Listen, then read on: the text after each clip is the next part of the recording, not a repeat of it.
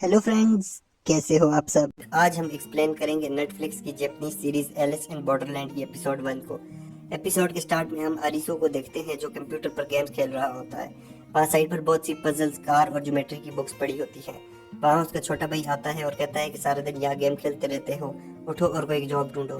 Dad ने कहा है कि तुम्हारी मदद कर सकता हूँ जॉब ढूंढने में, लेकिन अरिसु कहता है कि कोई ज़रूरत नहीं और वहाँ से चला जाता है। कारुबे जो एक बार में काम करता है अपने बॉस की वाइफ के साथ लगा होता है। वहाँ उसका बॉस आता है और कारुबे को मारता है, लेकिन वो वापस अपने बॉस को मार के वहाँ से निकल जाता है। छोटा एक ऑफिस में काम करता है और उसकी माँ उससे मिलने के लिए आती है और कहती है मेरे पास पैसे नहीं है, मेरी मदद करो। तो छोटा अपनी माँ को पैसे निकाल कर देता है। अरिसु, कारुबे और छोटा तीनों दोस्त होते हैं। अरिसु कहता है कि कहीं पर मिलते हैं, मैंने अपना घर छोड़ दिया है। तो कारुबे कहता है मुझे भी नौकरी से निकाल दिया गया है। तीनों टोक्यो स्क्वायर पर मिलते हैं और एक दूसरे को बताते हैं कि वो जिंदगी में तंग आए हुए हैं, काश वो इस दुनिया से गायब हो जाएं। करूबे अरूसी से कहता है कि तुम बहुत इंटेलिजेंट हो, हमारे साथ ना घूमो, कोई नॉर्मल लाइफ गुजारो। जिस पर अरिसु हंसता है। करूबे अरिसु को अपने कंधों पर उठाता है और छोटा से कहता है कि फोटो लो, आज अरिसु को आजाद करते हैं। और तीनों बहुत खुश होते हैं। तीनों चलते हुए रोड के बीच में आ जाते हैं और वहाँ पुलिस आती है, वो वहाँ से भाग जाते हैं। छोटा कहता है कि आसमान पर फायरवर्क्स हो रही हैं, लेकिन वो भागकर माल के अंदर बाथरूम में छुप जाते हैं। अचानक वहाँ लाइट चली जाती है और बाहर से आने वाली आवाजें भी बंद हो जाती हैं। तीनों बाहर निकल कर आते हैं, लेकिन सारा माल खाली होता है। वो बाहर रोड पर आते हैं, लेकिन वहाँ भी कोई नहीं होता। वो सब जगह देखते हैं, लेकिन उन्हें कोई भी नजर नहीं आता। करूबे अपने बार में जाता है, लेकिन वहाँ कोई भी मौजूद नहीं होता। छोटा के ऑफिस में भी कोई इंसान नहीं होता। अरिसु अपने घर पर जाता है तो उसका भाई और डैड कोई भी नहीं मिलता। तीनों वापस आते हैं और सोचते हैं कि हुआ क्या है। उसके मोबाइल फोन भी नहीं चल रहे होते। बाकी सब लोगों को ढूंढते हुए रात हो जाती है। तीनों अपना आइडिया लगाते हैं कि क्या हुआ होगा। यूरोप की तरफ से कुछ एक्सपेरिमेंट है या एलियंस आए हैं। छोटा हंसता है और कहता है आइंदा उसे काम पर नहीं जाना होगा। तो कारूबे कहता है कि तुम सारी जिंदगी वर्जिन ही रहोगे। अचानक सामने बिल बोर्ड रोशन होता है और उस पर लिखा हुआ आता है कि गेम कुछ टाइम में स्टार्ट होगी। और उन्हें एक जगह रोशनी नजर आती है तो सब वहाँ चले जाते हैं। एक बिल्डिंग पर लाइट लगी होती है। तीनों अंदर जाते हैं। सामने बोर्ड पर लिखा होता है गेम अरीना। जैसे वो लोग हाल में आते हैं, वहाँ पर कुछ मोबाइल फोन पड़े होते हैं। एक बंदे ने एक ही फोन उठाना होता है। मोबाइल पर लिखा होता है कि गेम 2 मिनट में स्टार्ट हो जाएगी। उस टाइम वहाँ एक लड़की आती है और करूबे उससे पूछता है कि सब लोग कहाँ हैं। तो वो जवाब नहीं देती और छोटा का कार्ड उठाकर बाहर फेंक देती है। एक लेजर उस पर आके लगती है और कार्ड में सुराख हो जाता है। वो लड़की बताती है कि एक बार गेम में एंटर हुए तो खत्म करके ही बाहर जा सकते हो, और जो पहले गया वो मारा जाएगा। वहाँ पर एक और लड़की आ जाती है जो सबको देखकर खुश होती है और हाल में आती है। सब उसे रोकने की कोशिश करते हैं, लेकिन वो लाइन क्रॉस कर चुकी होती है। मोबाइल पर लिखा आता है कि इस गेम का नाम डेड और अलाइव है और ये गेम 3 ऑफ क्लब की है। किसी को कुछ समझ नहीं आती कि क्या हो रहा है। मोबाइल में लिखा आता है कि दिए गए टाइम में आपको किसी एक दरवाजे से अंदर जाना है और एंड तक गेम खेलनी है।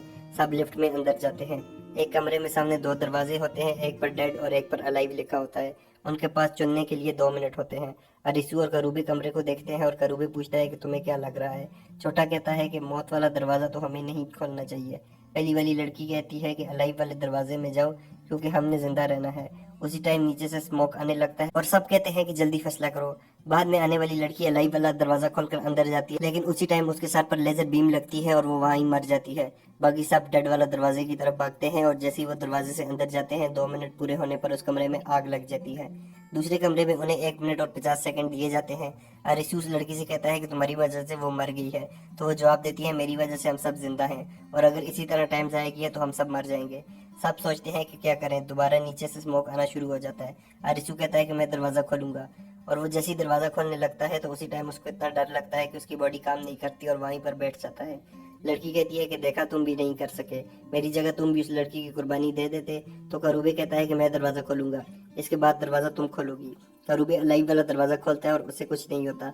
सब अंदर भागते हैं और पीछे कमरे में दोबारा आग लग जाती है। नेक्स्ट रूम में उन्हें 1 मिनट और 40 सेकंड दिए जाते हैं। करूबी उस लड़की को पकड़ता है और कहता है कि अगला दरवाजा खोलो। अरिसू से पूछता है कि हम क्या करें। अरिसू कहता है कि ये कोई गेम नहीं है, लेकिन करूबी कहता है तुम हमेशा पजल सॉल्व करते हो, कुछ तो आइडिया लगाओ। अरिसू कहता है कि मुझे कुछ समझ नहीं आ रही। तो करूबी बोलता है कि सारी उम्र गेम्स खेलने का तुम्हें क्या फायदा हुआ, और एक मौका उसे लगाता है और अरिसू से नीचे गिर जाता है। अरिसू को याद आता है कि नीचे एक गाड़ी खड़ी थी और उसकी लेंथ बिल्डिंग के फ्रंट की जितनी ही थी। अरिसू सबसे कहता है कि डेड वाले दरवाजे से अंदर जाओ, और खुद दरवाजा खोलने जाता है। करूबी कहता है तुम्हें पूरे यकीन है। तो अरिसू दरवाजा खोल देता है और वो ठीक होता है। तो सब अंदर की तरफ भागते हैं। नेक्स्ट रूम की लिमिट 1 मिनट और 30 सेकंड होती है। करूबे पूछता है कि तुम्हें कैसे पता लगा। तो अरिसू जवाब देता है कि बिल्डिंग की लेंथ गाड़ी के 4 टाइम है।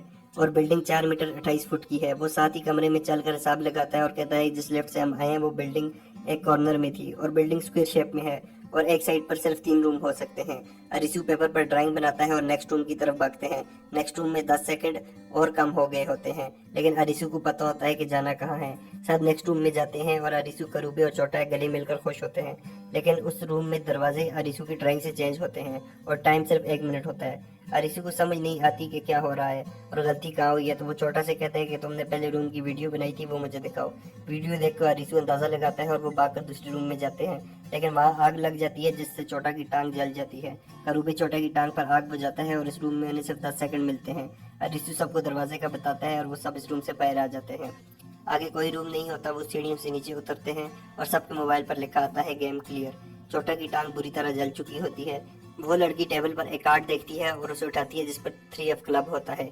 सबके मोबाइल पर लिखा आता है गेम क्लियर करने पर उन्हें 3 दिन का वीजा मिल गया है। उसी टाइम वहाँ एक आदमी आता है और कहता है कि इन गेम्स का कोई एंड नहीं है और मेरा वीजा आज खत्म हो रहा है। उस टाइम उसके सर पर लेजर बीम लगती है और वो मर जाता है। सब उस आदमी को देखते हैं और वो लड़की कहती है वीजा खत्म होने से पहले गेम खेलना जरूरी है, अगर गेम ना खेली तो जिंदा नहीं रह सकते। अरिसू आसमान की तरफ देखते हैं जहाँ सिटी के बहुत सी जगह पर लेजर गिर रही होती है। हम एक लड़की को एक बिल्डिंग पर खड़ा देखते हैं और एपिसोड खत्म हो जाती है। ये एपिसोड आपको कैसी लगी हमें कमेंट करके ज़रूर बताएं। वीडियो को लाइक और चैनल को सब्सक्राइब कर दें। Thanks for watching.